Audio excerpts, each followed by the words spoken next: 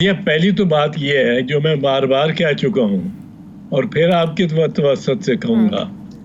और आज तो मैंने एक देखी है न्यूज़ रील 1960 की, 1960 की एक न्यूज़ रील है गालिबन बीबीसी या किसी फॉरेन इदारे की, जिसमें कराची के इसी सीजन में पूरा फ्लड और सैलाब और नाले भरे हुए और नाले उबलते हुए और सड़कों पे और गटर्स में से निकलता हुआ, वो आपको मिल सकती है, वो मिल जाएगी सोशल मीडिया पे। वो 1960 की है। 1960 को आज कितने साल हो गए? 60 साल। 60 साल से ये इंतजामिया भी यही है, ये बल्दियाती इदारे भी यही हैं, ये हुकूमतें भी यही हैं। ज़्यादातर 1960 के बाद फौजी हुकूमतें आई हैं, लेकिन अब हुकूमतें भी वही हैं, ब्यूरोक्रेट्स भी वही हैं और जज भी वही हैं। जज साहिबान को इस दायरे से बाहर नहीं है। 60 साल से क्या किया है अदलिया ने इस बारे में, जो आज किसी पे बरम हो रहे हैं? ये हर किसी को अपने गिरेबान में देखना है। ये कोई एक ये मजाक उड़ा के अदलिया ने कोई गलत बात तो नहीं की सर। जो हो रहा है, जो हाल है वही बताया ना, जो रियलिटी है, जमीनी हकायक है, जो पिक्चर है वही दिखाई है अदालत ने।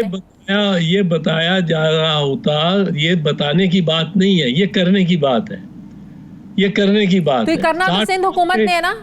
60 साल से किसी ने नहीं किया। 60 साल से बशमूल अदलिया के किसी ने नहीं किया। अब सबसे आसान काम ये है शाजिया, सबसे आसान काम कि मेरे पास इख्तियारात हों और जिम्मेदारी ना हो।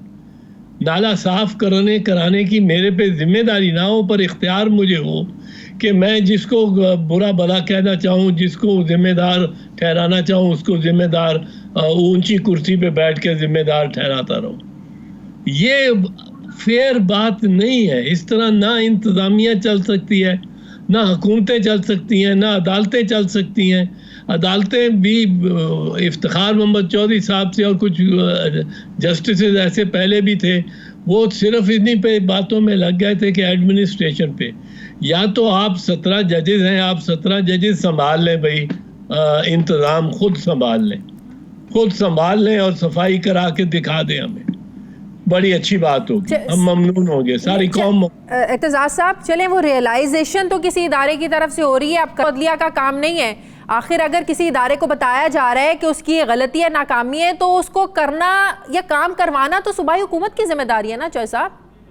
देखो, यही तो बात है ना, जिम्मेदारी और इख्तियारात, ये इससे कंफ्यूजन होती है।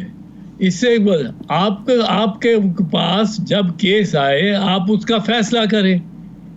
आप ऑब्जर्वेशंस देना तो कोई कहीं नहीं लिखा हुआ कि ऑब्जर्वेशंस पे हुकूमतें या अदालतें चल सकती हैं।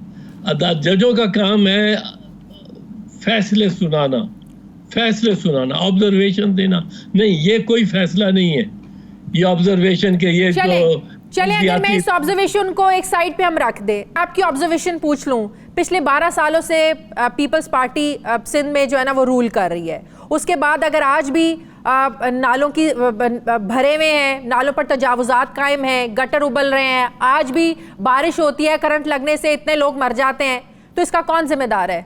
सड़कें वहाँ नहीं है, पीने का साफ पानी नहीं है, कौन जिम्मेदार है इसका? ये नाकामी नहीं है सिंध हुकूमत की, अगर मैं आपकी ऑब्जर्वेशन पूछूं?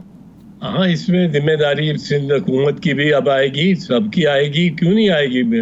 बल्दियाती इदारों की भी आएगी, सिंध हुकूमत की भी आएगी, जो MPAs और MNAs हैं वहाँ के कराची के, उनकी भी आएगी। और जो अदालतों में जिस तरह रिकॉर्ड के खुर्द बुर्द होने और जो किरदार किसी अदालती एहलकार का हो जाता है चाइना कटिंग वगैरह में, जो स्टे ऑर्डर्स हो जाते हैं, जो मतलब है फैसले नहीं होते जिन मामलात पे, उस पे अदलिया का भी आएगा, का भी हिस्सा होगा। कोई अकेला जिम्मेदार नहीं है इसमें, कोई अकेला जिम्मेदार नहीं है, हम सब जिम्मेदार हैं, हम सब मुजरिम हैं।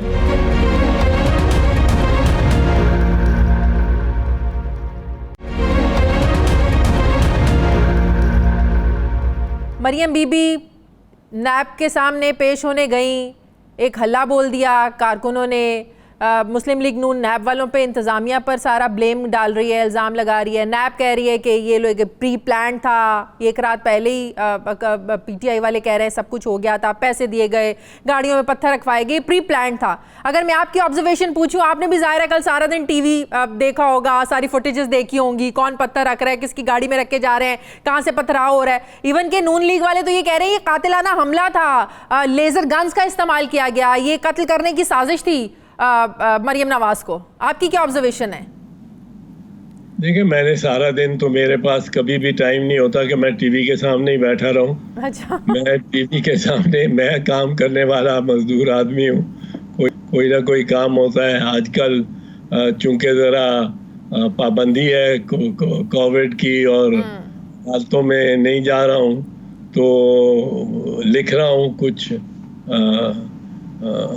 लॉयर्स मूवमेंट पे लिख रहा हूँ, कुछ सवाने लिख रहा हूँ अपनी, बहुत कुछ लिखने को है, बहुत कुछ सामने है। पर बहरहाल ये जितना देखा है मैंने मीडिया पे, उसमें तो एक चीज़ बड़ी वाज़ेह, बड़ी अजीब बात हुई है। क्या? आपने भी जो सवाल किए, पत्थर मारे, लेजर गन, वो ये किसी ने कोई सवाल नहीं किया। वो सवाल के 200 एकड़ बीबी आपके पास कहाँ से आए? हाँ। वो सवाल गायब भी हो गया है। आपने नोटिस किया? आपने नोटिस किया कि वो कोई सवाल कर ही नहीं रहा। सही बात कि है। वो खातून जो कहती थी कि मेरी तो पाकिस्तान, लंदन या पाकिस्तान में भी कोई जायदाद नहीं है, पाकिस्तान में भी कोई जायदाद नहीं, उनसे जब ये सवाल किया गया था कि 200 एकड़ आपके नाम कहाँ से आए, तो वो सवाल सारा गायब है, किसी ने नहीं। आज के जितने टेलीविजन प्रोग्राम्स हुए, मैंने एक दो देखे हैं, एक दो बीच में से, जिन पे ये बात हो रही है, कोई बात नहीं कर रहा, कोई नून लीग वाला बात नहीं कर रहा, कोई नैब का अगर कोई नुमाइंदा है या हुकूमत का है वो नहीं बात कर रहा, कोई दूसरी किसी जमात वाला कोई बात नहीं कर रहा, कोई ये नहीं पूछ रहा या जवाब दे रहा कि वो 200 एकड़ कहाँ गया। वो गायब ही हो गया। हाँ। जो असली मुद्दा था वो गायब हो गया, वो हड़प हो गया। नहीं, हड़प कैसे हो सकता है? चले, वो तो कल की एपिसोड के बाद हड़प हो गया भाई, अगली पेशी भी तो होगी ना, अगली पेशी में जवाब पड़ेगा ना। अगली पेशी अब ये भी बड़ा एक अजीब बात है। मैं हैरान होता हूँ, रश करता हूँ इन लाडले। एक है कराची के लाडले, एक पार्टी है कराची के लाडले, उनको मैं कहता हूँ MQM है। एक है जो इस्टेब्लिशमेंट के बिगड़े हुए बच्चे हैं, वो नून लीग वाले हैं। अच्छा। ये सुप्रीम कोर्ट पे ये हमला कर दें, सुप्रीम कोर्ट पे, चीफ जस्टिस के कोर्ट रूम पे, कुछ नहीं कोई कहता। ये जजों को फोन करके उन पे दबाव डाल के उनसे को कहें कि आपने बीबी शहीद को इतनी सजा देनी है, आसिफ अली जरदारी को इतनी सजा देनी है। जज उनके डर से उन्हीं उसी फोन पे बताएं कि हम सजा देंगे और 5-5 साल सजाएं और सारी जायदादें जब्त कर लें। जज तीनों डिसमिस हो जाते हैं, तीनों जज घर चले जाते हैं, इनको कोई कुछ नहीं कहता। फिर सानिया मॉडल टाउन सबसे बड़ी मिसाल। सानिया मॉडल टाउन आप देखें क्या और कैमरों के सामने हो रहा है, सब कुछ हो रहा है। पत्थर जो आज आए हैं ये कैमरों के सामने आए हैं। बिल्कुल।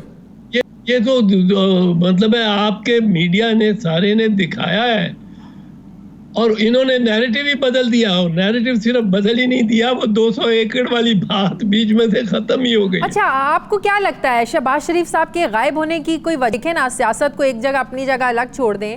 अगर वो कह रहे हैं कि कातिलाना हमला हुआ है मरियम बीबी पर, तो उन शहबाज शरीफ की भतीजी हैं, वो उनके चचा हैं, वालिद उनके बाहर हैं, तो शहबाज शरीफ साहब कहीं कल मंजर पर नज़र नहीं आए, प्रेस कॉन्फ्रेंस में उनके साथ नज़र नहीं आए, तो आपको इसकी क्या वजह लगती है? लगता है कि दो डिफरेंट बयानिए हैं पार्टी के?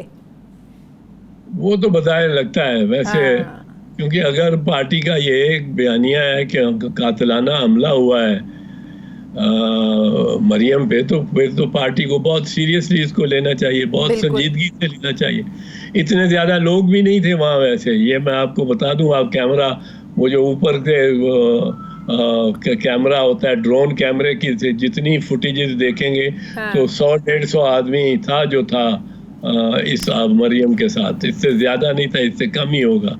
सही। और अब फुटेज है, आप जो फुटेज वर्टिकली आप देख लें तो उससे बिल्कुल सारी सही। चीज। आखिरी सवाल, एपीसी का कोई लग रहा है आपको, कोई बामकसद हो सकती है एपीसी, या इसका कोई नतीजा निकलेगा, या माजी की तरह बस ऐसे ही अलामती एपीसी होगी, 4 जमातें इकट्ठी हो जाएंगी, कोई एजेंडा ले आएंगे सामने, लेकिन उसका निकलेगा कुछ नहीं?